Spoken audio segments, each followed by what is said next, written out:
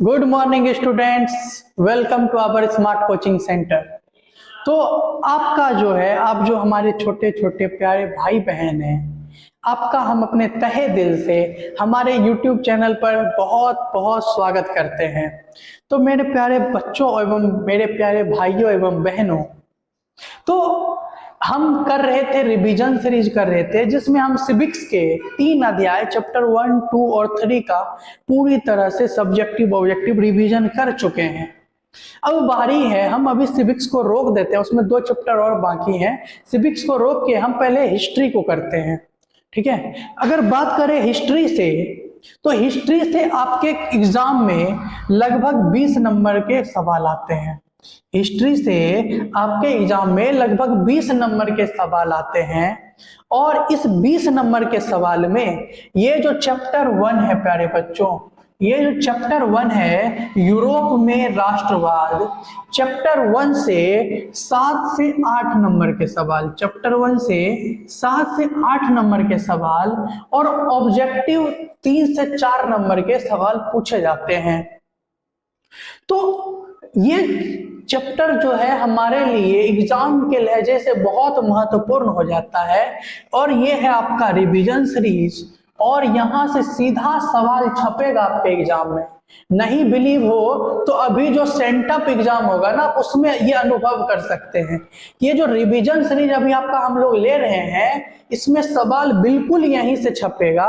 तो चलिए बिना किसी देरी के ये चीज को हम शुरू कर देते हैं, ताकि सवाल है हमारे पास 51 और हम जल्द से जल्द इसको निपटा लेंगे। तो आज चैप्टर 1 का हम ऑब्जेक्टिव क्वेश्चंस करने वाले हैं, जो आपके एग्जाम में 4 से 5 नंबर का पूछा जाता है। अगर ये 50 से 51 सवाल आप दिल से कर लेंगे, अच्छे से कॉपी में लिख लेंगे इंपोर्टेंट पॉइंट्स को, ये 3 से 4 नंबर या 5 नंबर आपके पक्के हो जाएंगे। तो चलिए हमारे सामने, आपके सामने आपका पहला सवाल आ रहा है। आप पहले इसका जवाब खुद से देने का ट्राई कीजिएगा। देखिए, सवाल पूछ रहा है कि निम्नलिखित में से कौन जर्मन चांसलर था। प्यारे बच्चों, हम पढ़ रहे हैं यूरोप में राष्ट्रवाद, और यूरोप का एक शहर है जर्मनी। यूरोप का एक शहर है जर्मनी, और वही जर्मनी में जर्मनी का चांसलर कौन था। प्यारे बच्चों, जर्मनी का चांसलर कौन था। जब हम जर्मनी के चांसलर की बात करते हैं, तो जर्मनी के एकीकरण का कहानी याद आता है, और जर्मनी के एकीकरण में हमने आपको अच्छे से बताया था, दोबारा बता रहा था कि जर्मनी का जो राजा था वो बिस्मार्क को अपना चांसलर बना दिया, और बिस्मार्क जो है हिगेल के प्रभाव में था, या हिगेल जो एक दार्शनिक है उसके बातों से ये प्रभावित था। तो जर्मनी का चांसलर कौन था प्यारे बच्चों? तो जर्मनी का चांसलर ये बिस्मार्क थे, और बिस्मार्क अकेले अपने दम पर पूरे जर्मनी का एकीकरण करवा चुके थे। बिस्मार्क जर्मनी का चांसलर थे। यहां से और क्वेश्चन पूछ सकता है कि प्यारे बच्चों की ये जर्मनी का चांसलर कौन था। क्वेश्चन पूछ सकता है कि जर्मनी का चांसलर कौन था जिन्होंने बिस्मार्क को चांसलर बनाया, सॉरी, जर्मनी का शासक कौन था जिन्होंने बिस्मार्क को चांसलर बनाया। तो वो शासक जो था प्यारे बच्चों, जर्मनी का शासक, वो जो जर्मनी का शासक था वो था विलियम प्रथम। कौन था प्यारे बच्चों? विलियम प्रथम था, विलियम प्रथम। विलियम प्रथम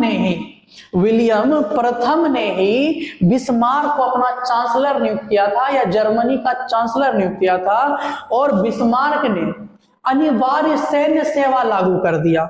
बिस्मार्क ने क्या किया था? अनिवार्य सैन्य सेवा, अनिवार्य सैन्य सेवा लागू कर दिया था। इसका कहने का मतलब प्यारे बच्चों, बिस्मार्क बोला था कि सभी को, जितने भी युवा हैं इस देश में, जर्मनी में, सभी को सैन्य में भर्ती होना आवश्यक है। तो सवाल पूछता है अनिवार्य सैन्य सेवा किसने लागू किया था? तो अनिवार्य सैन्य सेवा भी बिस्मार्क ने लागू किया था। जर्मनी के एकीकरण में मुख्य रूप से योगदान किसका है? तो बिस्मार्क का है। जर्मनी का एकीकरण कब पूरा हुआ?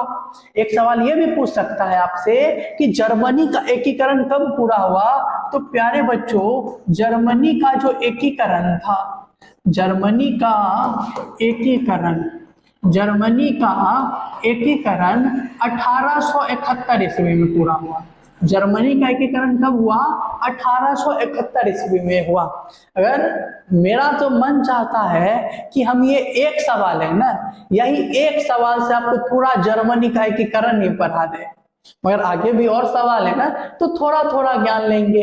इसमें हम देख लिए कि जर्मनी का एकीकरण 1871 में हुआ। जर्मनी का राजा कौन था प्यारे बच्चों? विलियम प्रथम। तो विलियम प्रथम ने अपना चांसलर किसको बनाया? तो विलियम प्रथम ने अपना चांसलर बिस्मार्क को बनाया, और बिस्मार्क अनिवार्य सैन्य सेवा अपने देश में लागू कर दिया था।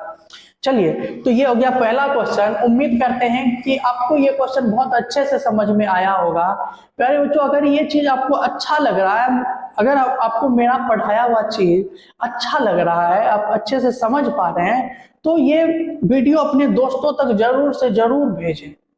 देखिए, हम लोग जो चाहते हैं ना कि हम लोग 1 लाख सब्सक्राइबर बहुत जल्द से जल्द पूरा कर ले, ताकि आप लोगों को लाइव क्लास का फैसिलिटी हम लोग दे पाए।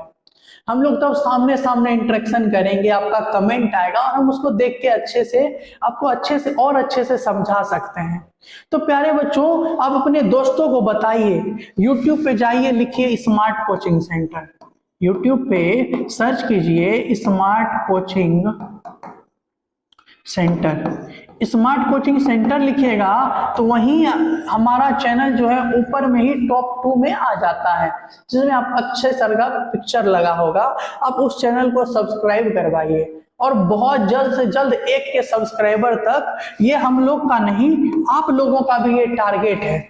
हम लोग एक टारगेट सेट करके चल रहे हैं कि दिसंबर तक, जनवरी आने से पहले हम लोग जनवरी में अच्छे से मैराथन क्लास करेंगे। अगर ये 1 के सब्सक्राइबर हिट हो गया तो दिसंबर तक में हम लोगों का टारगेट है कि 1 के सब्सक्राइबर अपने चैनल पे लाना है। 1 के सब्सक्राइबर अपने चैनल पे लाना है, ठीक है, किसी भी तरह, ताकि हम लोग और अच्छे ढंग से इसको आपको हम पढ़ा सकें। तो ये टारगेट सिर्फ मेरा नहीं है, ये हम लोगों का टारगेट है। हम जैसे आप भी हमारे फैमिली हैं, तो ये टारगेट आपका भी है। तो उम्मीद करते हैं आप थोड़ा इस पे भी ध्यान दीजिएगा, अपने दोस्तों तक जरूर से जरूर वीडियो को शेयर कीजिए। चलिए आगे बढ़ते हैं, हम बात करते हैं क्वेश्चन नंबर 2 का। देखिए प्यारे बच्चों, क्वेश्चन नंबर 2 क्या कहता है कि नेपल्स की क्रांति कब हुई थी? देखिए, ये क्वेश्चन बहुत 2025 में पूछ दिया, और ये नया क्वेश्चन था। इतने डीप से क्वेश्चन आज तक नहीं पूछा था। ये नेपल्स की क्रांति जो हुई थी प्यारे बच्चों, इसको 1 लाइनर की तरह याद कर लीजिए। ये नेपल्स की क्रांति 1821 ईस्वी में हुआ था। नेपल्स की क्रांति कब हुआ था? तो प्यारे बच्चों, ये जो नेपल्स की क्रांति है, ये 1821 ईस्वी में हुआ। चलिए आपको तीसरे क्वेश्चन की ओर, ये 1 लाइनर की तरह याद कर लीजिए कि नेपल्स की क्रांति 1821 ईस्वी में हुआ था। नेक्स्ट क्वेश्चन की ओर बढ़ते हैं।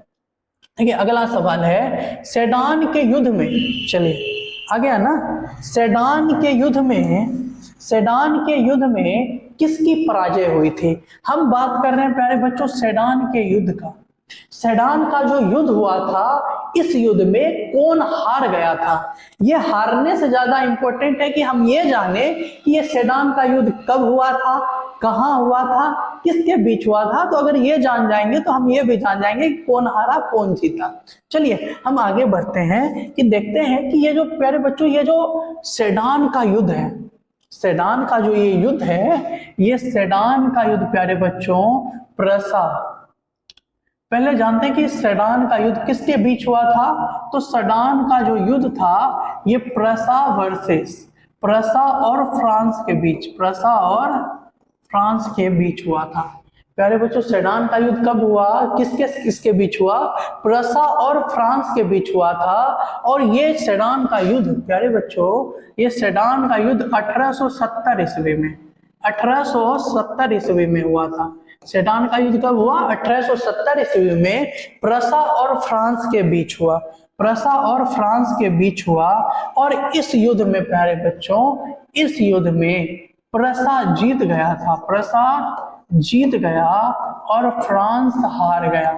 प्रसा जीत गया और फ्रांस हार गया। सेडान का युद्ध 1870 ईस्वी में प्रसा और फ्रांस के बीच लड़ा गया, जिसमें प्रसा जीत गया और सेडान और फ्रांस हार गया। तो क्वेश्चन क्या पूछा है, सेडान के युद्ध में पराजय किसका हुआ? तो प्यारे बच्चों, सेडान के युद्ध में जो पराजय हुआ था वो फ्रांस का हुआ था। सेडान के युद्ध में किसका पराजय हुआ? तो सेडान के युद्ध में फ्रांस का पराजय हुआ था। चलिए, उम्मीद करते हैं कि ये सवाल भी आपको अच्छे से समझ में आए होंगे। इसमें एक और बात आपको बता देते हैं कि यही सेडान का युद्ध, इसी सेडान के युद्ध के बारे में देखिए, इसी युद्ध से जर्मनी का एकीकरण पूरा हुआ था। जर्मनी का एकीकरण पूरा हुआ। देखिए, जर्मनी के एकीकरण के लिए जो युद्ध लड़ा गया और वो अंतिम युद्ध था सेडान का युद्ध, जो 1870 ईस्वी में लड़ा गया। इस युद्ध के बाद जर्मनी का एकीकरण पूरा हो गया।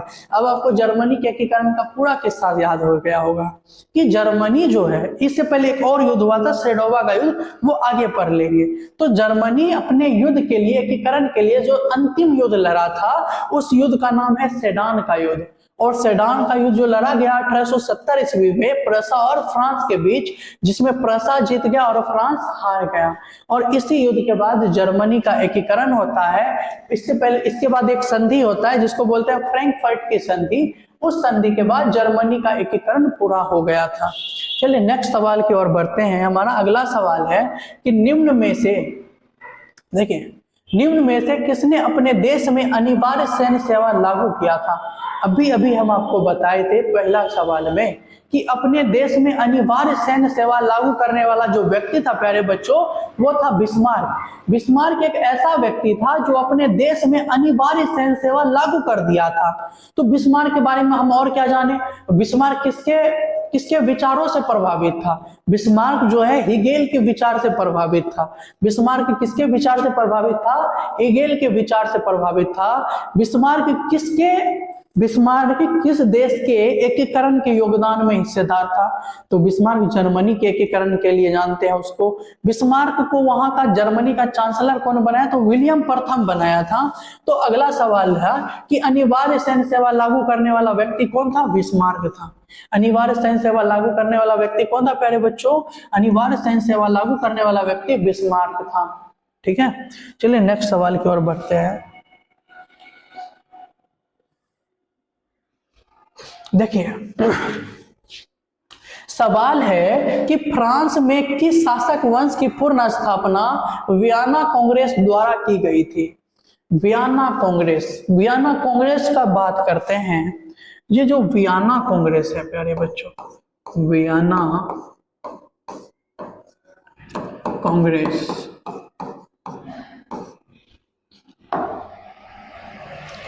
देखिए, आप पढ़े होंगे कि 1789 के फ्रांसीसी क्रांति के बाद वहां गद्दी पर 1804 ईस्वी में नेपोलियन बोनापार्ट बैठा। और नेपोलियन बोनापार्ट बहुत अच्छा काम कर रहा था फ्रांस के लिए। फ्रांस में सब कुछ ठीक कर दिया था, परंतु ये जो नेपोलियन था उसका एक सोच ये डुबा दिया। नेपोलियन क्या सोचा कि जब हम फ्रांस को सुधार सकते हैं तो क्यों ना हम पूरे यूरोप को सुधार दें।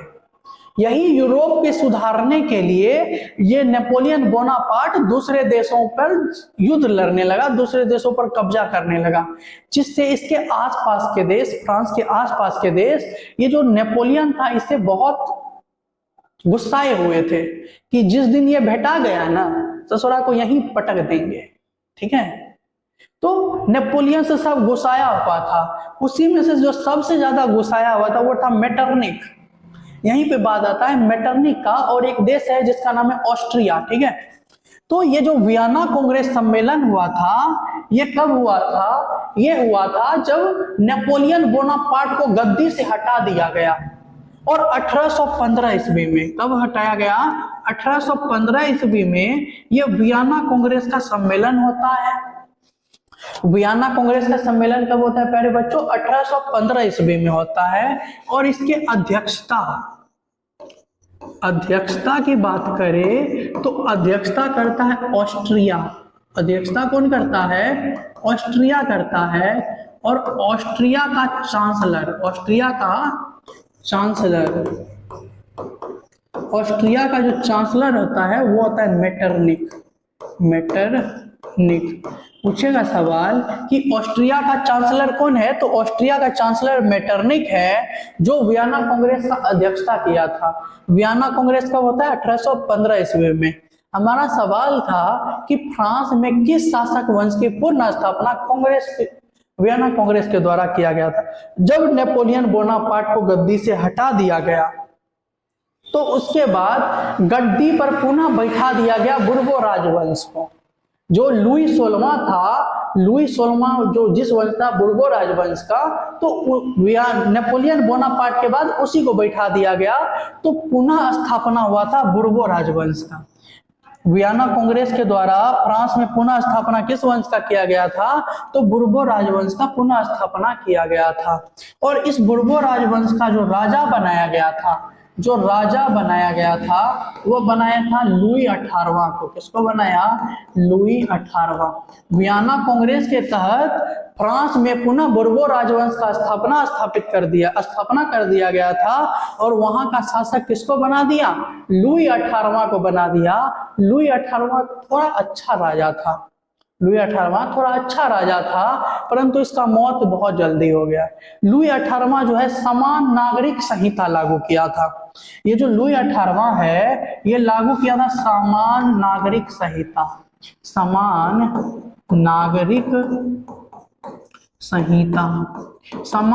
संहिता लागू करने का काम कौन किया था? लुई 18वां किया था। समान नागरिक संहिता लागू करने का काम कौन किया था? लुई 18वां किया था। चलिए, उम्मीद करते हैं कि यह सवाल भी आपको अच्छे से समझ में आया होगा। अगर हम फ्रांस में बात करें तो सबसे पहले हम पढ़ते हैं लुई 16वां जो बुर्बो राजवंश का था। फिर आता है 1804 में कौन? 1804 में आता है ये नेपोलियन बोनापार्ट। फिर नेपोलियन बोनापार्ट के बाद फिर पुनः आता है बुर्बो राजवंश, जिसका राजा लुई 18वां था। और लुई 18वां समान नागरिक संहिता लागू किया था। नेक्स्ट सवाल की ओर बढ़ते हैं। इटली के एकीकरण के प्रमुख नायक कौन थे?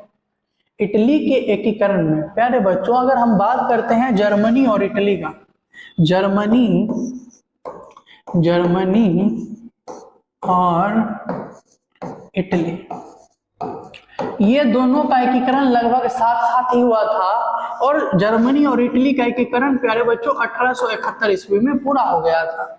जर्मनी का एकीकरण और इटली का एकीकरण 1871 ईस्वी में पूरा हो गया था। ठीक है, तो जर्मनी, ये जो इटली का एकीकरण है, इसमें प्रमुख योगदान किस किस का है? तो इटली के एकीकरण की बात करें तो इटली के एकीकरण में मेजनी भी थे, काउंट काबूर भी थे, गैरिबाल्डी भी थे। तो क्या हो जाएगा? इनमें सभी इटली के एकीकरण में इन तीनों व्यक्ति का योगदान है।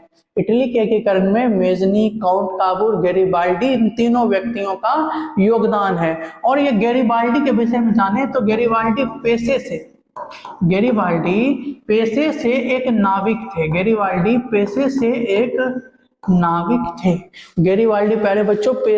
एक नाविक थे। चलिए नेक्स्ट सवाल की ओर बढ़ते हैं।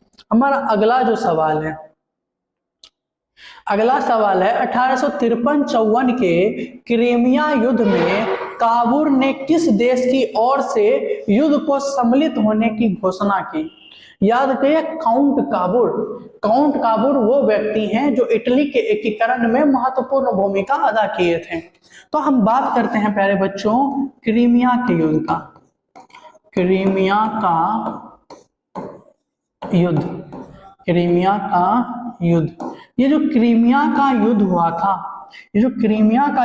था, ये हुआ था 1853-54 में। क्रीमिया का युद्ध कब हुआ था? क्रीमिया का युद्ध हुआ था 1853-54 में। अगर बात करें तो किसके बीच लड़ा गया, तो ये लड़ा गया था रूस रूस वर्सेस फ्रांस, रूस वर्सेस फ्रांस। देखिए, क्रीमिया का युद्ध 1853-54 में लड़ा गया, रूस और फ्रांस के बीच, रूस और फ्रांस के बीच लड़ा गया। क्रीमिया का युद्ध रूस और फ्रांस के बीच लड़ा गया। तो ये जो काउंट काबूर थे, ये बहुत ही दिमाग के तेज थे। ये जानते थे कि हमको आज या तो कल ऑस्ट्रिया से लड़ना है, और ये ऑस्ट्रिया से लड़ने की प्लानिंग यहीं से करना स्टार्ट कर दिए। देखिए ये क्या किए थे, ये जो काउंट काबूर हैं, ये ऑस्ट्रिया से लड़ने के लिए, इनको ये अकेले तो नहीं लड़ पाते ऑस्ट्रिया से, पूरा इटली अकेले ऑस्ट्रिया से नहीं लड़ पाता। इसीलिए काउंट काबूर क्या किए कि फ्रांस को अपने साथ जोड़ने का प्रयास किए। और जोड़ने के लिए क्या किए, जब क्रीमिया का युद्ध हो रहा था, जब क्रीमिया का युद्ध हो रहा था, तो फ्रांस को बोला भी नहीं गया था, इटली को बोला भी नहीं गया था कि आप युद्ध में मेरा साथ दीजिए। अपने मन से काउंट काबूर जो है अपनी सेना का समर्थन पूरा दे दिए थे फ्रांस को, जिससे फ्रांस खुश हो गया था और ऑस्ट्रिया और ये इटली का साथ देने के लिए उसके करने में राजी हो गया था। ठीक है, तो फ्रांस, ये जो फ्रांस है, फ्रांस का साथ दिए थे कौन, काउंट काबूर। क्रीमिया के युद्ध में काउंट काबूर किसका समर्थन दिए थे, फ्रांस का। और इस युद्ध में फ्रांस जीत गया और रूस हार गया। इस युद्ध में फ्रांस जीत गया और रूस हार गया। याद रखिएगा, चैप्टर 2 में भी आएगा क्रीमिया का युद्ध। इस युद्ध में फ्रांस जीत गया और रूस हार गया। तो काउंट काबूल यहीं से फ्रांस का समर्थन प्राप्त कर लिए थे। तो सवाल पूछता है 1853-54 क्रीमिया युद्ध में काबूल ने किस देश की ओर से युद्ध में सम्मिलित होने का घोषणा कर दिया, तो वो देश था प्यारे बच्चों फ्रांस की ओर से। किसके तरफ से लड़ने के लिए राजी हो गया था, फ्रांस की ओर से लड़ने के लिए ये राजी हो गए थे। चलिए मेरा अगला सवाल की ओर बढ़ते हैं। अगला सवाल है कि यूनानी स्वतंत्रता संग्राम के दौरान तुर्की के समर्थन में कौन था। यह भी सवाल आपका 2025 के एग्जाम में पूछा गया है कि जब यूनान स्वतंत्रता के लिए लड़ाई कर रहा था, तो हम बात करते हैं यूनानी स्वतंत्रता संग्राम का। यूनान आजाद हुआ था प्यारे बच्चों 1832 ईस्वी में। यूनान कब आजाद हुआ, 1832 ईस्वी में। यूनान को आजादी कब मिला, तो 1832 ईस्वी में आजादी मिला। और यूनान जो है, यूनान जब अपने हक की लड़ाई लड़ रहा था अपने आजादी के लिए, तो उसका युद्ध होना था। तो यूनान पे शासन कौन किया था, यूनान पे कब्जा की बात करें तो यूनान पर जो कब्जा करके रखा था वो तुर्की करके रखा था। यूनान पर कब्जा किसका था, तुर्की का था। तो तुर्की के ओर से लड़ने के लिए मिस्र देश सामने आया। तुर्की की ओर से कौन लड़ रहा था, मिस्र लड़ रहा था। और बाद बाकी जितना इंग्लैंड है, फ्रांस है, रूस है, ये सब लड़ रहे थे किसके तरफ से, यूनान के तरफ से। तो यही पूछा है तुर्की के समर्थन में कौन देश था, तो तुर्की के समर्थन में मिस्र था, याद रखिएगा। आगे बढ़ते हैं, अगला सवाल है सन 1870 में फ्रांस और पर्सा के बीच युद्ध कहाँ हुआ था। प्यारे बच्चों, हम बताए थे, अभी जस्ट खत्म किए हैं इसको, कि 1870 में फ्रांस और पर्सा के बीच एक युद्ध लड़ा गया। उस युद्ध को हम बोलते हैं सेडान का युद्ध। और उसको सेडान का युद्ध क्यों बोलते हैं, कहा कि यही युद्ध, ये जो युद्ध लड़ा गया था, ये सेडान नामक जगह पे लड़ा गया था। तो इसीलिए इस युद्ध का नाम क्या है, सेडान का युद्ध। सेडान का युद्ध 1870 ईस्वी में प्रसा और फ्रांस के बीच लड़ा गया। और इसमें जीत किसका हुआ, तो जीत हुआ प्रसा का, हारा कौन, फ्रांस हार गया था। तो पूछ रहा है प्रसा के बीच जो युद्ध हुआ था वह कहाँ हुआ था, तो ये हुआ था प्यारे बच्चों सेडान नामक जगह में। कहाँ हुआ था, सेडान नामक जगह में 1870 ईस्वी में हुआ था। अगले सवाल की ओर बढ़ते हैं। तो हमारा अगला सवाल है कि किस युद्ध के बाद जर्मनी का एकीकरण पूरा हो गया। अभी बताए थे ऐसा कौन सा युद्ध था जिसके बाद जर्मनी का एकीकरण पूरा हुआ, तो वो युद्ध था प्यारे बच्चों सेडान का युद्ध। सेडान के युद्ध के बाद ही जर्मनी का एकीकरण पूरा हो गया। सेडान का युद्ध कब लड़ा गया, तो प्यारे बच्चों सेडान का युद्ध 1870 ईस्वी में किसके किसके बीच लड़ा गया, प्रसा वर्सेस फ्रांस के बीच ये युद्ध लड़ा गया था, सेडान का युद्ध 1870 ईस्वी में, जिसमें प्रसा जीत गया और फ्रांस हार गया। और इस युद्ध के बाद जर्मनी का एकीकरण पूरा हो गया था। चलिए अब यहाँ है क्रीमिया का युद्ध। अभी बताए क्रीमिया का युद्ध कब लड़ा गया? क्रीमिया का युद्ध 1853-54 में लड़ा गया। किसके किसके बीच? रूस वर्सेस और क्या होता है जी? रूस वर्सेस, क्रीमिया के युद्ध में रूस वर्सेस फ्रांस, रूस वर्सेस फ्रांस। इसमें क्या हुआ था कि फ्रांस जीत गया और रूस हार गया। अगला है देखिए सेडोवा का युद्ध। कौन सा युद्ध है? सेडोवा का युद्ध। इतना याद रखिए कि यह सेडोवा का युद्ध जो है 1866 ईस्वी में लड़ा गया। सेडोवा का युद्ध कब लड़ा गया? 1866 ईस्वी में लड़ा गया। ये लड़ा गया था प्रसा और ऑस्ट्रिया के बीच। अगला सवाल पे आते हैं, यूरोप का मरीज किस देश को कहते हैं? देखिए ये जो यूरोप का मरीज है, ये यूरोप का मरीज कहा जाता है तुर्की को। यूरोप का मरीज किसको कहते हैं? तुर्की को कहते हैं। काहे कहते हैं कि तुर्की जो है एक समय बहुत शक्तिशाली देश था, परंतु वह धीरे धीरे कमजोर पड़ गया। इसीलिए यूरोप का मरीज किसको कहा जाने लगा? तो यूरोप का मरीज तुर्की को कहा जाने लगा। हम अगले सवाल की ओर बढ़ते हैं कि यंग यूरोप। चलिए यहां से बात करते हैं मेजनी का। इटली के एकीकरण में, प्यारे बच्चों, इटली के एकीकरण में एक व्यक्ति का सबसे ज्यादा योगदान था, जो ये शुरुआत किए थे, जो ये सपना पाल लिए थे अपने माथा में कि हमको इटली का एकीकरण करना है।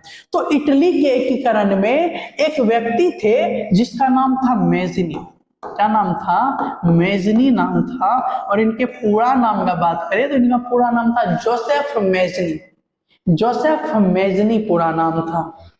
ये जो मेजनी है, मेजनी इटली के एकीकरण में अहम भूमिका निभाए थे और ये हारने वाले व्यक्ति में से नहीं थे प्यारे बच्चों। ये मेजनी जो है ये बहुत ही दिमाग के एकदम, मतलब जो बोलता है ना, एक कल्पना से परे व्यक्ति थे। वो कभी हार नहीं माने। वो बहुत बार विफल हुए हैं अपने जीवन में, बहुत बार विफल हुए, मगर फिर भी जो इटली के एकीकरण का सपना है उसको कभी नहीं त्यागे। ठीक है, तो मेजनी की बात करें तो मेजनी जो है, मेजनी सबसे पहले कार्बोनरी संगठन,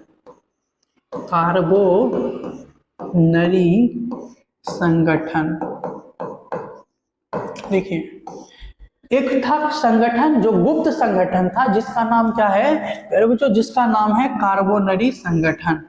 कार्बोनरी संगठन का स्थापना का बात करें, कार्बोनरी संगठन का स्थापना 1810 ईस्वी में, कार्बोनरी संगठन का स्थापना 1810 ईस्वी में हुआ था और मेजनी इसमें शामिल हुए। कार्बोनरी संगठन में मेजनी शामिल हुए थे। मेजनी शामिल हुए 1820 ईस्वी में। कार्बोनरी संगठन में मेजनी शामिल हो गए थे 1820 ईस्वी में। कार्बोनरी संगठन बना 1810 में, जो एक गुप्त संगठन था, और मेजनी इसमें शामिल हो गए 1820 में। मेजनी कार्बोनरी संगठन में 1820 में शामिल होकर 1830 तक संघर्ष करते रहे, परंतु एक जब क्रांति किया गया तो मेटरनिख के द्वारा इस क्रांति को दबाने का प्रयास किया गया, और जब मेटरनिख ये क्रांति दबा दिए थे तो मेजनी को अपना देश छोड़ना पड़ा। और मेजनी जो है गए कहाँ? मेजनी यूरोप गए। मेजनी कहाँ गए? यूरोप गए, मतलब यूरोप में दूसरे देश चले गए। तो मेजनी जो है वहां दो संगठन का स्थापना करते हैं। एक है यंग इटली। मेजनी दो संगठन का स्थापना करते हैं, एक का नाम है यंग इटली, एक का नाम है यंग इटली और एक का नाम है यंग यूरोप। यंग इटली और यंग यूरोप, इसके जो संस्थापक हैं, यंग इटली और यंग यूरोप के जो संस्थापक हैं वो है मेजनी। यंग इटली और यंग यूरोप की स्थापना कौन किए? तो यंग इटली और यंग यूरोप की स्थापना करने वाले व्यक्ति का नाम है प्यारे बच्चों मेजनी। मेजनी जो थे यंग इटली और यंग यूरोप का स्थापना किए थे। तो इसी में यंग इटली का स्थापना और यंग यूरोप का स्थापना कब कब किए, देखिए मेजनी जो है 1831 ईस्वी में, मेजनी जो है 1831 ईस्वी में यंग इटली का स्थापना कर दिए। मेजनी 1831 ईस्वी में यंग इटली का स्थापना किए और 1834 ईस्वी में 1834 ईस्वी में यंग यूरोप का स्थापना किए। मेजनी सबसे पहले जुड़े किससे, कार्बोनरी संगठन से जुड़े, वहां से वो इटली के एकीकरण का प्रयास किए परंतु वहां वो सफल नहीं हो पाए। फिर वह दो संगठन बनाए खुद से जिसका नाम था यंग इटली। यंग इटली संगठन बना 1831 में, एक संगठन का नाम था यंग यूरोप और वो बना 1834 ईस्वी में। याद रखिएगा। यंग यूरोप के संस्थापक कौन है प्यारे बच्चों, तो यंग यूरोप के संस्थापक कौन है, मेजनी है। यंग यूरोप की स्थापना मेजनी ने कब किया, तो 1834 ईस्वी। यंग यूरोप कब बना, 1834 ईस्वी में। किसके द्वारा बनाया गया, मेजनी के द्वारा। चलिए हम बढ़ते हैं आगे और हमारा नेक्स्ट सवाल जो होगा उस पर ध्यान दीजिए। हमारा अगला सवाल जो है, टीपू सुल्तान शासक थे। टीपू सुल्तान हमारे भारत के शेर टीपू सुल्तान जो है वो कहाँ के शासक थे। प्यारे बच्चों एक जगह है जिसका नाम है मैसूर, कर्नाटक में पड़ता है। बहुत ही ज्यादा खूबसूरत जगह है मैसूर जो है, बहुत ही ज्यादा खूबसूरत जगह है। तो ये जो टीपू सुल्तान थे वो राजा थे मैसूर के। टीपू सुल्तान कहाँ के राजा थे, तो टीपू सुल्तान मैसूर के राजा थे। प्यारे बच्चों टीपू सुल्तान मैसूर के राजा थे। चलिए देखिए हम लोग यहाँ पे 13 क्वेश्चन किए, अगला देखते हैं। पहले 15 क्वेश्चन करते हैं, फिर आपको एक बहुत ही मस्त बात बताएंगे, how to read in winters. ठंडी में, ये ठंडी जो चल रहा है इसमें कैसे पढ़ा जाए अच्छे से, ठीक है। तो पहले 15 क्वेश्चन या 20 क्वेश्चन हम पूरा करते हैं। चलिए टारगेट रखते हैं 20 क्वेश्चन पूरा करने के बाद थोड़ा बात करते हैं, ठीक है। तो चलिए अगला सवाल है कि गैरीबाल्डी पेशे से क्या था। प्यारे बच्चों सबसे इजी सवाल, गैरीबाल्डी पेशे से क्या था, बताइए गैरीबाल्डी पेशे से क्या था। तो प्यारे बच्चों गैरीबाल्डी जो है वो पेशे से एक किसान थे, सॉरी गैरीबाल्डी पेशे से एक नाविक थे, नाव चलाने वाले व्यक्ति थे, ठीक है। गैरीबाल्डी पेशे से क्या थे, तो गैरीबाल्डी प्यारे बच्चों पेशे से एक नाविक थे। अब बताइए गैरीबाल्डी किस देश के एकीकरण में सहायक थे। गैरीबाल्डी इटली के एकीकरण में सहायक थे और वो पेशे से क्या थे, नाविक थे। पेशे से क्या थे, नाविक थे। चलिए अगला सवाल, फ्रैंकफर्ट की संधि पर हस्ताक्षर कब हुआ था। फ्रैंकफर्ट की संधि आपको बताए थे, फ्रैंकफर्ट की संधि 1871 ईस्वी में हुआ। चलिए अभी फिर से आपको ले चलते हैं सेडान के युद्ध के। देखिए सेडान का युद्ध हुआ,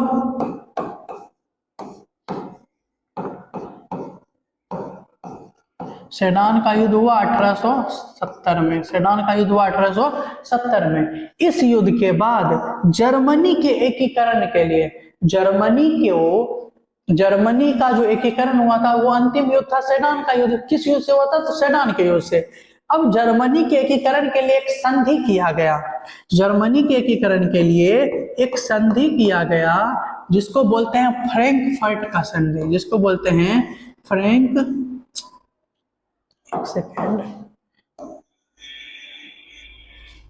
जिसको बोलते हैं फ्रैंकफर्ट का संधि, फ्रैंकफर्ट का संधि। ये जो संधि हुआ था ये हुआ था जर्मनी के एकीकरण के लिए। 1870 में युद्ध लड़ा और 1871 ईस्वी में एक संधि किया गया जिसका नाम है फ्रैंकफर्ट का संधि। सवाल पूछेगा किस संधि से जर्मनी का एकीकरण पूरा हुआ। प्यारे बच्चों किस संधि से जर्मनी का एकीकरण पूरा हुआ, तो जर्मनी का एकीकरण पूरा हुआ था फ्रैंकफर्ट की संधि से।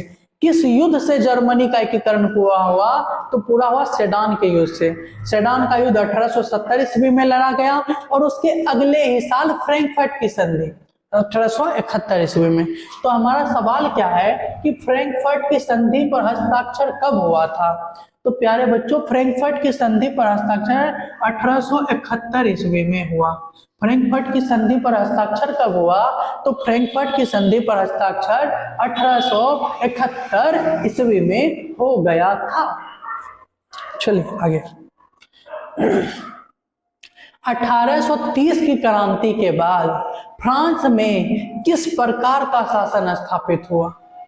याद रखिए कि 1830 का जो क्रांति हुआ फ्रांस में, उस समय राजा कौन था? तो उस समय राजा था चार्ल्स 10वां।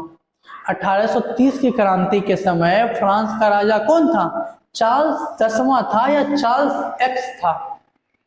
तो चार्ल्स 10वां के बाद जो वहां पे जो शासन का प्रणाली आया, वो शासन का प्रणाली था संवैधानिक राजतंत्र। कैसा शासन स्थापित हुआ? तो संवैधानिक राजतंत्र स्थापित हुआ। ठीक है। 1830 की क्रांति के बाद फ्रांस में किस प्रकार का शासन स्थापित हुआ? तो संवैधानिक राजतंत्र स्थापित हुआ था। अगला, जर्मनी के एकीकरण के लिए कौन उत्तरदायी था? जर्मनी के एकीकरण के लिए कौन उत्तरदायी था? अभी बताएं। जर्मनी के एकीकरण में महत्वपूर्ण भूमिका में जो व्यक्ति था वो बिस्मार्क था। जर्मनी के एकीकरण में महत्वपूर्ण भूमिका में व्यक्ति जो था वो बिस्मार्क था। बिस्मार्क किसके विचारों से प्रभावित था? बिस्मार्क जो है हेगेल के विचारों से, बिस्मार्क जो है हेगेल के विचारों से प्रभावित था। विचारों से। बिस्मार्क किसके विचारों से प्रभावित था? तो बिस्मार्क हेगेल के विचारों से प्रभावित था। और बिस्मार्क ने जर्मनी के एकीकरण के लिए एक नीति अपनाया जिसको हम बोलते हैं रक्त एवं लौह का नीति, जिसको हम लोग बोलते हैं रक्त एवं लौह का नीति। रक्त एवं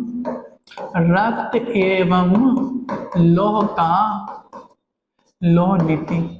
सवाल पूछता है कि रक्त एवं लौह की नीति का अवलंबन किसने किया? तो रक्त एवं लौह की नीति का अवलंबन प्यारे बच्चों बिस्मार्क ने किया था। रक्त एवं लौह की नीति का अवलंबन कौन किया था? बिस्मार्क किया था। जर्मनी के एकीकरण के लिए उत्तरदायी कौन था? बिस्मार्क था। जर्मनी के एकीकरण के लिए उत्तरदायी कौन था? बिस्मार्क था। और बिस्मार्क जो है किसके विचारों से प्रभावित था? बिस्मार्क जो है प्यारे बच्चों, बिस्मार्क ये हेगेल के विचारों से प्रभावित था। बिस्मार्क किसके विचारों से प्रभावित था? तो बिस्मार्क जो है हेगेल के विचारों से प्रभावित था। चलिए अगले सवाल की ओर बढ़ते हैं। हमारा अगला सवाल है, इटली और जर्मनी के एकीकरण के विरुद्ध निम्न में कौन था? देखिए, हम आपको पढ़ाए थे वियना संधि। क्या पढ़ाए थे? वियना संधि पढ़ाए। और ये वियना संधि जो है, ये वियना संधि,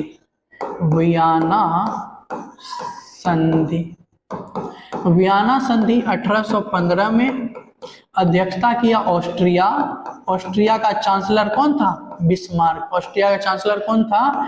ऑस्ट्रिया का चांसलर था प्यारे बच्चों, सॉरी, ऑस्ट्रिया का चांसलर था मेटरनिक। ऑस्ट्रिया का चांसलर कौन था? मेटरनिक। ऑस्ट्रिया का चांसलर था मेटरनिक। मेटरनिक जो है इस संधि में यूरोप बोलते हैं, जर्मनी को 300 छोटे छोटे भागों में बांट दिया था। 300 छोटे छोटे भागों में जर्मनी को बांट दिया और इटली को भी अनेक टुकड़ों में बांट दिया। तो जर्मनी और इटली के एकीकरण के विरुद्ध में जो व्यक्ति था वो था ऑस्ट्रिया। जर्मनी और इटली के विरुद्ध में जो था वो था ऑस्ट्रिया। अगर कोई व्यक्ति का बात पूछे तो व्यक्ति का नाम लेंगे तो ऑस्ट्रिया का चांसलर था मेटरनिक। पूछेगा कौन व्यक्ति जर्मनी और इटली के एकीकरण के विरुद्ध था? तो मेटरनिक था, देश ऑस्ट्रिया। चलिए, उम्मीद करते हैं ये सवाल आपको अच्छे से समझ में आए होंगे। हम आगे की ओर बढ़ते हैं।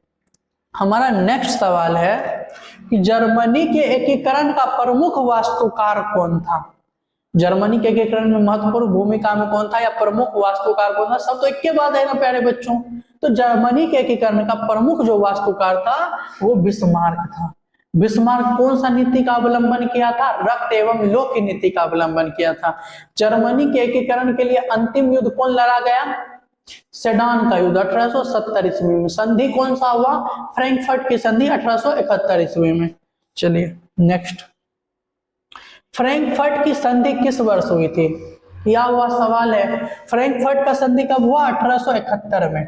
फ्रैंकफर्ट का संधि कब हुआ? 1871 में।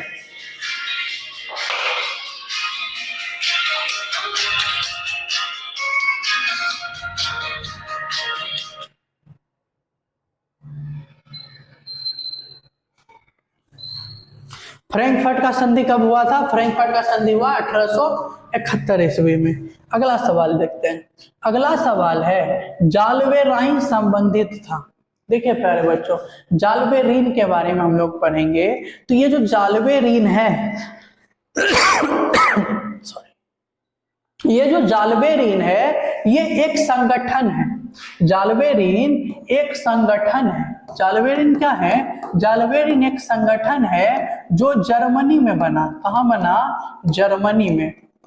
जालवे रीन संगठन कहां बना? तो जालवे रीन संगठन जर्मनी में बना।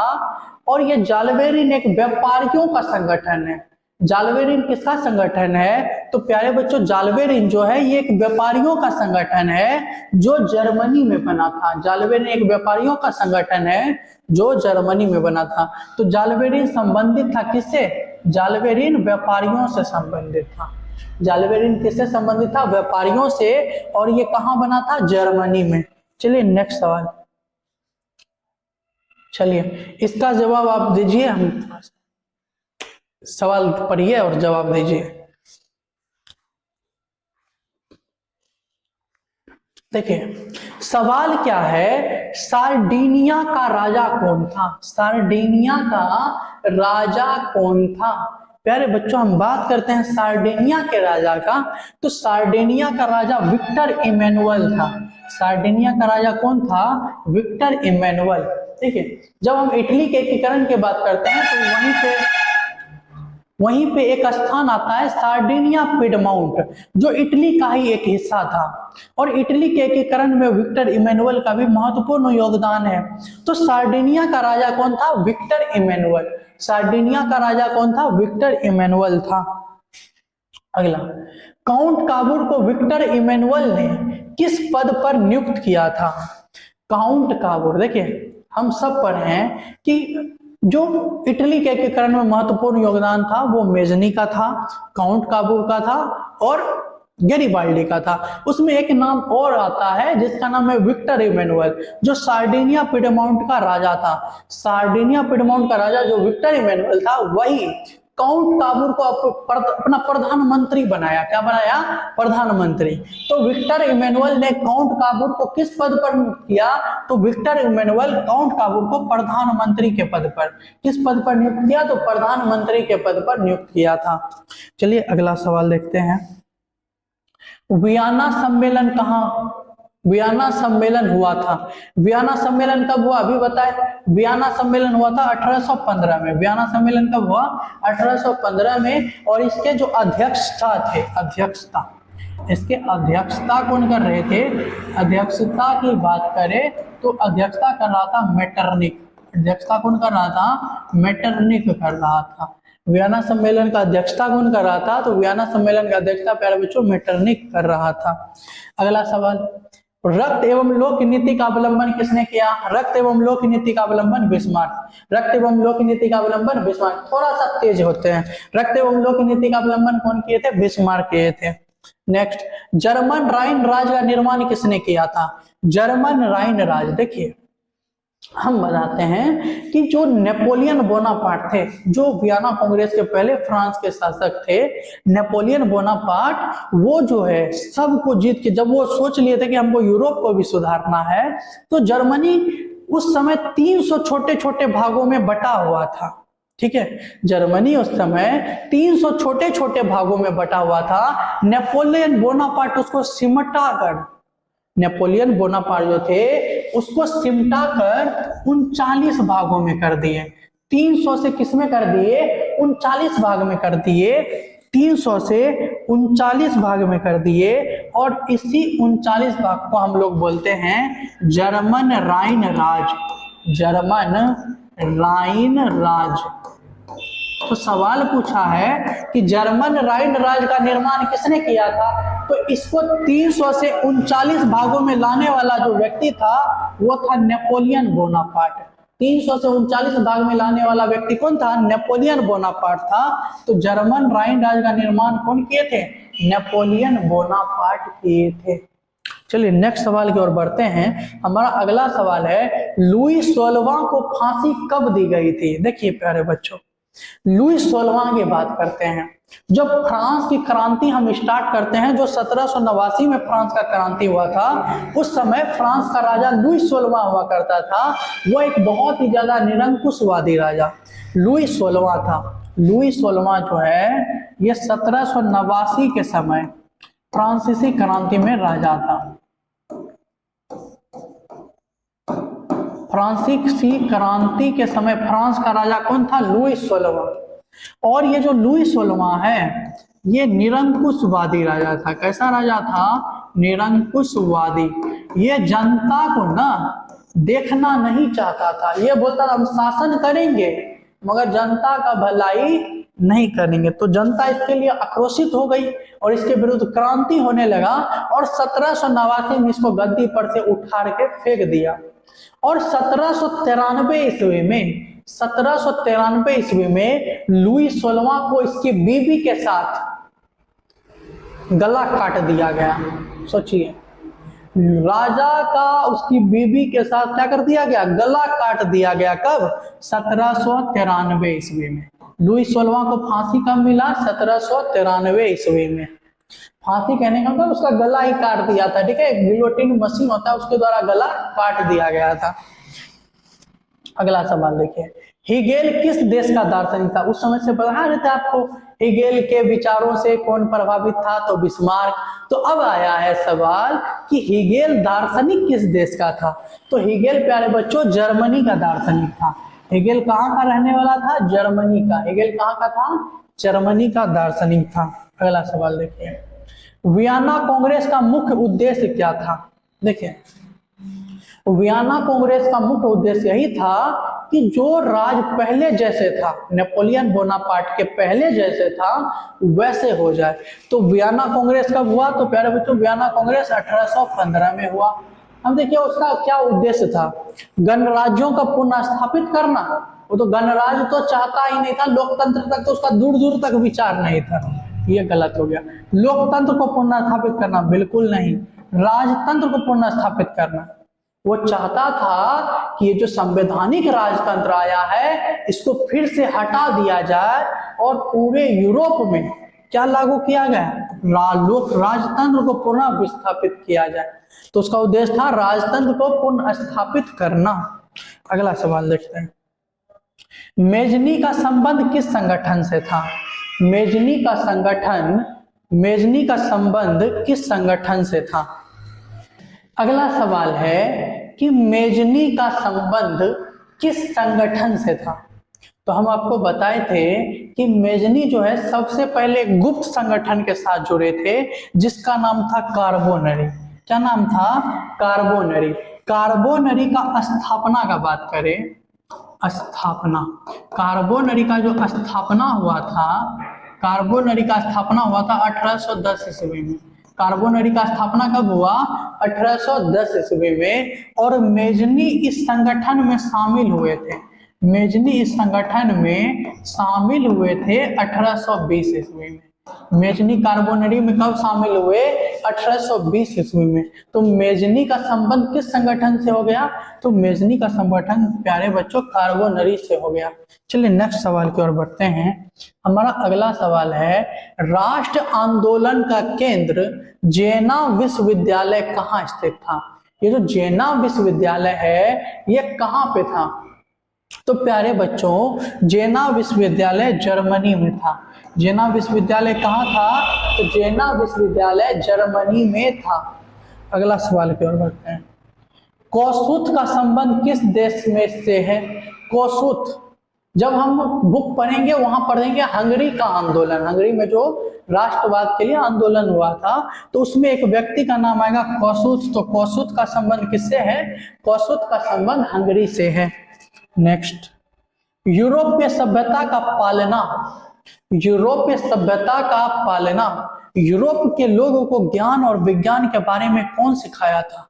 उसके सभ्यता का पालना कौन था? यूरोपीय सभ्यता का पालना प्यारे बच्चों, यूरोपीय सभ्यता का पालना यूनान को कहते हैं। यूरोपीय सभ्यता का पालना कौन था? यूनान था। यूनान कब आजाद हुआ? यूनान 1832 ईस्वी में आजाद हुआ।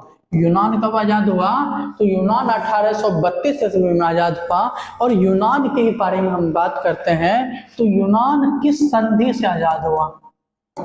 यूनान किस संधि से आजाद हुआ? तो 1832 में एक संधि हुआ था, कस्तूनतूनिया का संधि। कस्तूनतूनिया का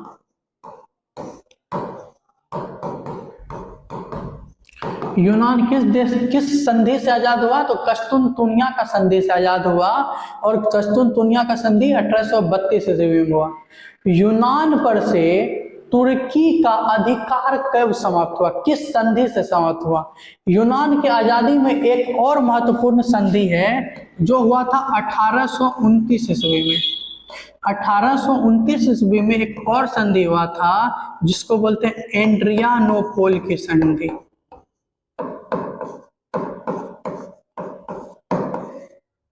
एड्रियानोपोल की संधि 1829 ईस्वी में कौन सा संधि हुआ?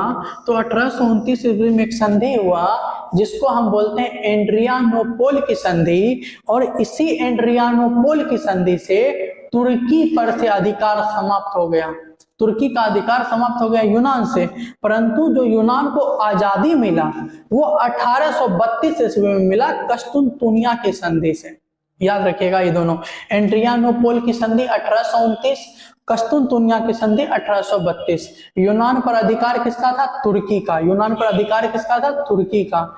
यूनान, तुर्की को क्या कहा जाता है? यूरोप का मरीज कहा जाता है। तो सवाल था यूरोपीय सभ्यता का पालना, तो यूरोपीय सभ्यता का पालना प्यारे बच्चों यूनान को कहा जाता है। यूनान वर्तमान में ग्रीस के नाम से जाना जाता है। और यूनान आजाद कब हुआ? 1832 ईस्वी में आजाद हुआ। नेक्स्ट, लुई फिलिप किस देश का शासक था? देखिए, जब हम 1830 के क्रांति का बात करेंगे, जब चार्ल्स 10वां को हटा दिया गया था तो उसके जगह गद्दी पर बैठा था लुई फिलिप। कौन बैठा था? लुई फिलिप बैठा था। तो लुई फिलिप कहाँ का शासक था? तो फ्रांस का। लुई फिलिप कहाँ का शासक हो गया? तो लुई फिलिप फ्रांस का शासक था। अगला देखिए, 1871 में विलियम प्रथम कहाँ का सम्राट बना?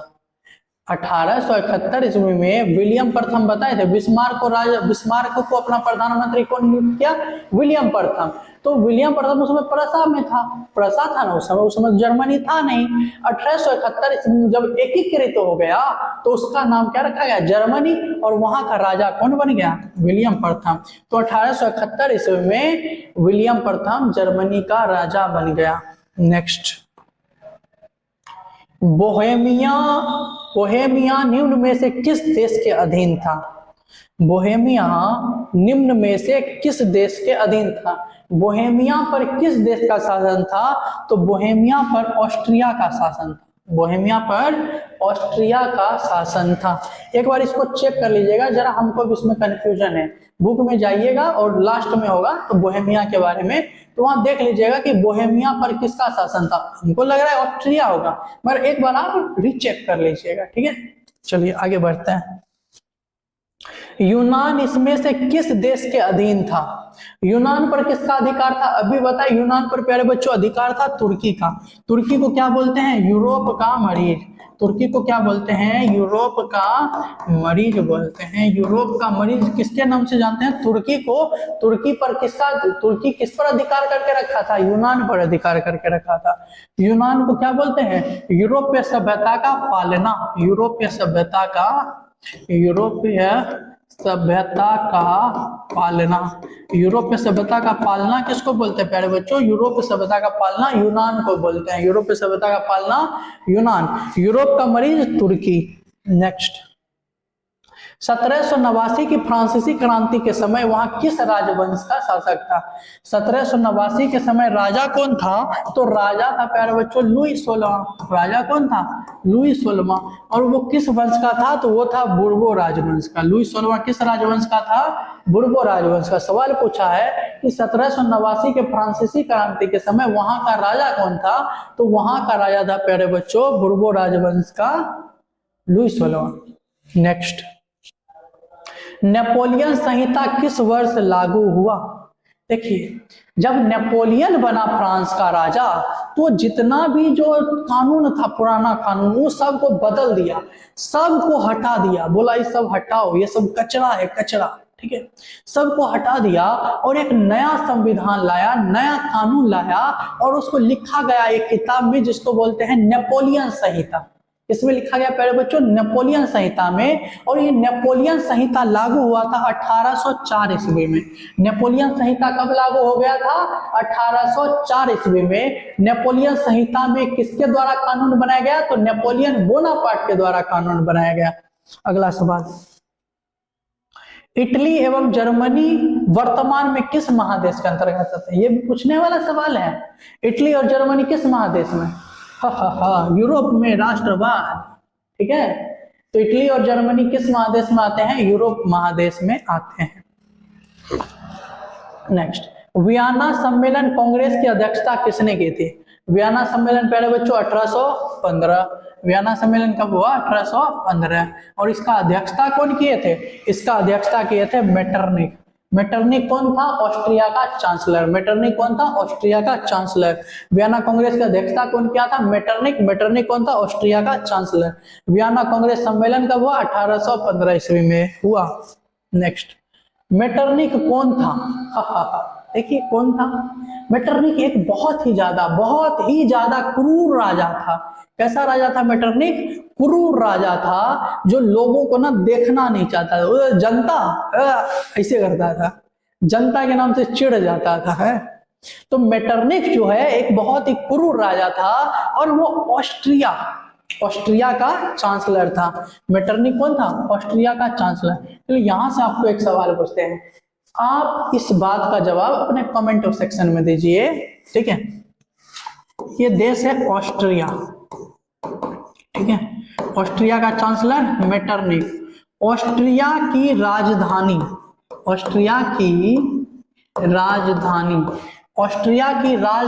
कहाँ है? ये बात आप लिखिए कमेंट बॉक्स में। बताइए प्यारे बच्चों कि ऑस्ट्रिया की राजधानी कहाँ है, ठीक है। आप कमेंट में इसका आंसर दीजिए कि ऑस्ट्रिया की राजधानी सर फलना चिलना ढेकना जगह पे है। चलिए,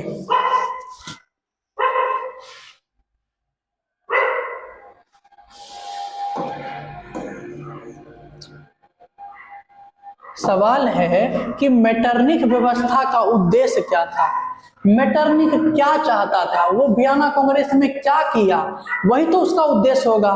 तो मेटरनिक चाहता था कि जो पुराना व्यवस्था है, जो पुरातन व्यवस्था है, उसको पूर्ण रूप से पुनः स्थापित करना।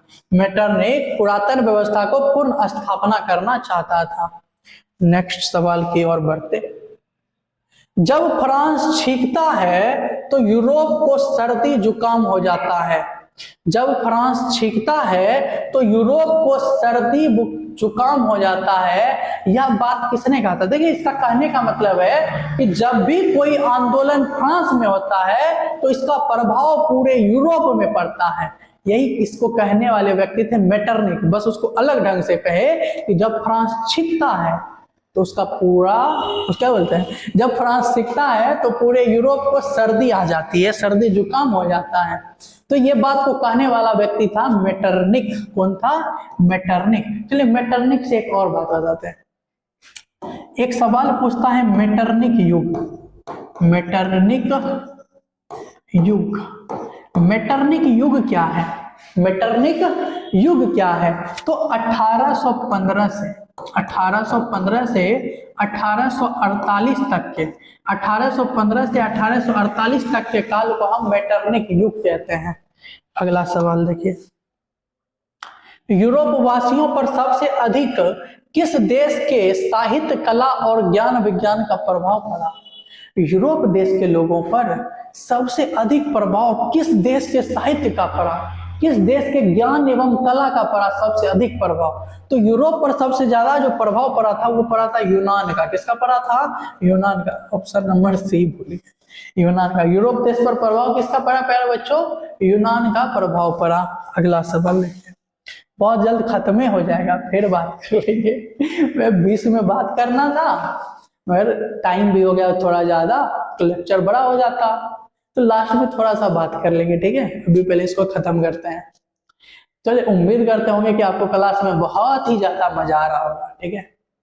अगर मजा आ रहा है तो हमारे चैनल को सब्सक्राइब कीजिए, इसको शेयर कीजिए और एक प्यारा सा कमेंट लिख दीजिए मेरे लिए, ठीक है।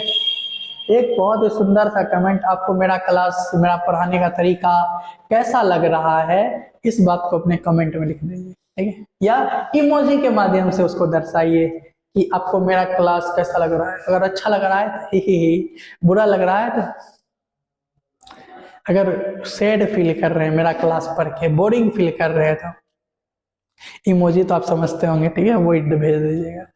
आगे, नवारिन की खाड़ी का युद्ध में तुर्की का साथ किस देश ने दिया था? देखिए, बताए थे कि एक युद्ध लड़ा गया था यूनान को आजाद कराने के लिए, वो युद्ध था नवारिन का युद्ध, ठीक है, जिसमें तुर्की का साथ दिया था मिस्र और यूनान का साथ था फ्रांस था, इंग्लैंड था और रूस था।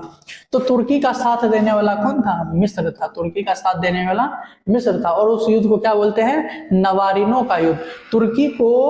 तुर्की किस पर कब्जा करके बैठा था? यूनान पर। यूनान को आजादी कब मिला? 1832 ईस्वी में। किस संधि से आजादी मिला? तो कस्तुनतुनिया की संधि से। कस्तुनतुनिया का संधि कब हुआ? 1832 ईस्वी में। एक सांस में सब कुछ नहीं भाई, सब कुछ, ठीक है।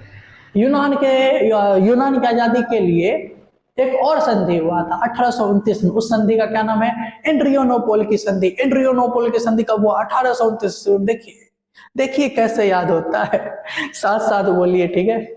आगे नेक्स्ट सवाल है, चलिए, ऑप्शन चाहिए। एड्रियानोपोल की संधि 1829 में किसके बीच हुआ था?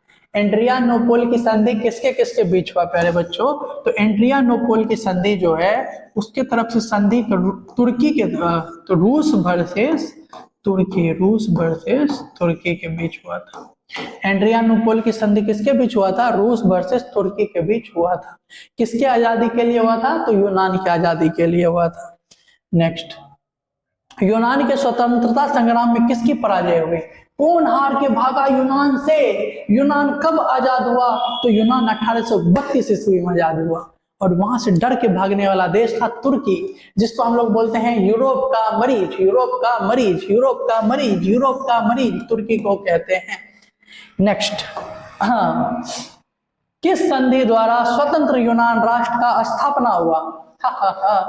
कौन सा ऐसा संधि था जिसके द्वारा जो यूनान था वो आजाद हो गया?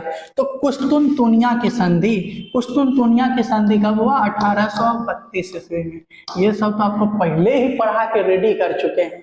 यहां से एक भी सवाल आएगा ना, मतलब सवाल तो यहीं से आएगा, जाएगा कहीं ना। चाहे सेंटअप एग्जाम ले लीजिए, चाहे मेन बोर्ड का एग्जाम ले लीजिए, डायरेक्ट कांटेक्ट है, ठीक है, दिक्कत नहीं है। सवाल डायरेक्ट यहीं से 26, तो इसीलिए ध्यान से पढ़िए और साथ साथ याद कीजिए। देखिए, तो कुस्तुनतुनिया का संधि कब हुआ था? 1832 ईस्वी में। नेक्स्ट, लाल कुर्ती का गठन कौन किया था? तो लाल कुर्ती का गठन करने वाले व्यक्ति थे काउंट कावोट। लाल कुर्ती सेना का गठन कौन किए थे? लाल कुर्ती सेना का गठन, देखिए इसमें ये कंफ्यूजन वाला सवाल है। हम जब आगे पढ़ेंगे तो जब चैप्टर 3 पढ़ेंगे ना, हिंद चीन में राष्ट्रवाद, वहां भी एक लाल कुर्ती हुआ था, ठीक है। तो इसलिए ये कंफ्यूजन वाला सवाल है, ठीक है। तो इसको एक बार आप भी चेक कर लीजिएगा कि हमको लग रहा है क्या कि लाल कुर्ते का गठन काबूल ही किए थे या गैरीबाल्डी किए थे। एक बार आप चेक कर लीजिएगा, ठीक है। इसको अभी रहने देते हैं ये सवाल को, ठीक। ये सवाल हम नहीं करवाए हैं, गलती से भी मत जान जाइएगा। अगर जानना है तो बुक पढ़िए तो इसका जवाब मिल जाएगा। या हम कमेंट में डाल देंगे, ठीक है, देख के। हाँ, अरे मास्टरों भूल सकता है यार कोई चीज, मास्टर थोड़ी कहीं ऊपर से आया है। हाँ, तो सब कोई बोल सकता है, हम लोग इंसान, इंसान ही है ना, इंसान से ही मिस्टेक होता है। चलिए अगला सवाल देखते हैं। हाँ, कार्बोनरी की स्थापना 100 बार बता चुके हैं। कार्बोनरी से संबंध किसका? मेजनी का। कार्बोनरी कब स्थापित हुआ था? 1810 में। मेजनी कब शामिल हुआ कार्बोनरी में? 1820 में। कार्बोनरी क्या था? एक गुप्त क्रांतिकारी संगठन था, ठीक है। नेक्स्ट, सेडोवा के युद्ध में किसका पराजय हुआ था? सेडोवा के युद्ध में कौन हार गया था? क्या वो सवाल है जी, सेडोवा के युद्ध में कौन हार गया था? तो प्यारे बच्चों, सेडोवा के युद्ध में हम बात करते हैं सेडोवा का युद्ध। सेडोवा का युद्ध, हमको लगा है काबने को क्वेश्चन है। सेडोवा का युद्ध कब हुआ था? 1866 में। सेडोवा का युद्ध कब हुआ? 1866 में। किसके बीच हुआ? प्रसा वर्सेस ऑस्ट्रिया, प्रसा वर्सेस ऑस्ट्रिया के बीच हुआ। और इस युद्ध में जीता कौन? प्रसा। जीता कौन? प्रसा। हारा कौन? ऑस्ट्रिया। तो क्या पूछा कि सेडोवा के युद्ध में पराजय किसका हुआ? तो सेडोवा के युद्ध में पराजय ऑस्ट्रिया का हुआ था। सेडोवा के युद्ध में पराजय ऑस्ट्रिया का हुआ। सेडोवा का युद्ध हुआ कब? 1866 में। नेक्स्ट, थोड़ा स्पीड। सेडान का युद्ध किसके बीच हुआ था?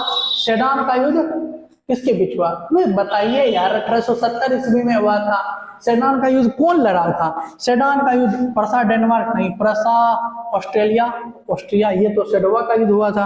तो प्रसा और फ्रांस के बीच। सेडान का युद्ध किसके बीच हुआ? प्रसा और फ्रांस के बीच। सेडान का युद्ध कब हुआ? 1870 में प्रसा और फ्रांस के बीच लड़ा गया, जिसमें फ्रांस जीत गया, प्रसा हार गया। फ्रांस का सहयोग देने के लिए कौन कब आए थे? जो इटली के एकीकरण में फ्रांस से मदद मांग लिए थे। दिमाग। नेक्स्ट, हा हा हा, चलिए चलिए चलिए, आपके लिए प्यारा प्यारा खुशखबरी। आज हम चैप्टर 1 का ऑब्जेक्टिव निपटा दिए, समाप्त कर दिए, ठीक है।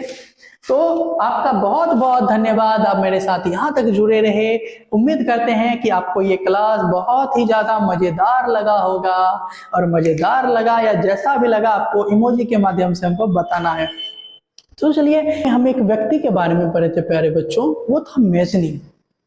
मेजनी ना सर एक बहुत ही बड़ा क्रांतिकारी लोग था। वो मतलब उसके सामने कितनी समस्याएं हैं, मगर फिर भी वो इटली के एकीकरण से दिमाग नहीं हटाया अपना। अगर आपके सामने एक भी समस्या आ जाती है, आप बोलते हैं अरे आज नहीं पढ़ते, आज रहने देते हैं, कल दुगुना पढ़ के इसको ना बराबर कर लेंगे। ऐसा नहीं होता, आज का काम आज ही करना होता है। तो मेजनी के सामने बहुत समस्याएं होंगी, मगर मेजनी पीछे नहीं हटा। तो मेजनी के दिमाग में मेरे अनुसार ये चलता होगा कि समस्या कभी भी ताकतवर नहीं हो सकता इंसान से, मगर उसको समस्या हम मान लेते हैं। तो हम कुछ इसको इस तरह बताएंगे कि समस्याएं कभी भी इतनी ताकतवर नहीं हो सकती जितना हम इन्हें मान लेते हैं। समस्याएं कभी भी इतनी ताकतवर नहीं हो सकती जितना हम इन्हें मान लेते हैं। क्योंकि क्या कभी सुना है, क्या कभी सुना है कि अंधेरों ने सुबह ही ना होने दी हो? कभी आप सुने हैं कि अंधेरा सुबह ही होने नहीं दिया? अंधेरा जो है सुबह को नहीं रोक सकता, सुबह को होना है तो वो होगा। उसी तरह आप हैं, अगर आप सोच लीजिएगा कि आपको पढ़ना है तो आप पढ़िएगा, चाहे समस्याएं हजार आ जाए यार, मतलब पढ़ाई नहीं रुकना चाहिए। ठीक है, अभी वही वाला समय है।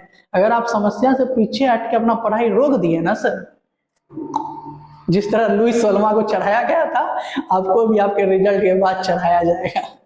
ठीक है, तो चलिए आज के लिए इतना ही रखते हैं। उम्मीद करते होंगे कि आप जो है, बस प्लीज याद रखिएगा दिसंबर तक ये टारगेट हमको अचीव करना है। देखिए, अगर आपको बता देते हैं, अभी एक सेकंड रुक जाइए, एक सेकंड रुक जाइए, एक सेकंड रुकिए, पहले सुन के जाइए कैसे हम 1000 सब्सक्राइबर का टारगेट दिसंबर तक पूरा करेंगे। देखिए इधर कैसे आपको हमारा चैनल मिलेगा।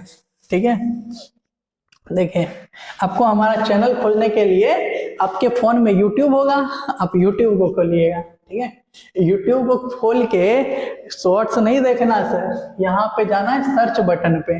सर्च बटन पे जाइएगा और टाइप कीजिएगा smart coaching centre, smart centre.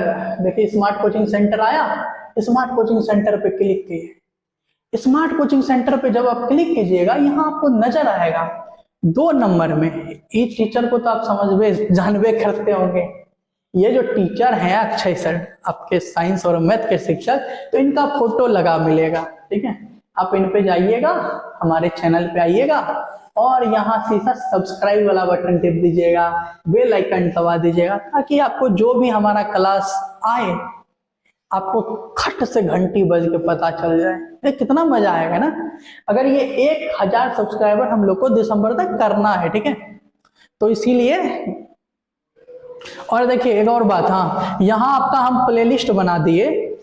यहाँ देखिए चैप्टर 1, 2, 3 सिविक्स का प्लेलिस्ट है। अगर आपको सिविक्स पढ़ना है तो यहाँ से प्लेलिस्ट ओपन कीजिए और सारा चैप्टर का रिवीजन एक बार में कर लीजिए। जो भी आएगा सिविक्स का इसी प्लेलिस्ट में आपको मिल जाएगा। बाद बाकी इसी तरह हिस्ट्री का, फिर ज्योग्राफी का और इकोनॉमिक्स का आपको इसी तरह का प्लेलिस्ट हमारे चैनल पर उपलब्ध होगा। और आपको इस साल ऐसा तैयारी करवाएंगे, ऐसा तैयारी करवाएंगे, याद रखिएगा। ठीक है, चलो इसके साथ जय हिंद, जय भारत, धन्यवाद, टाटा, बाय बाय।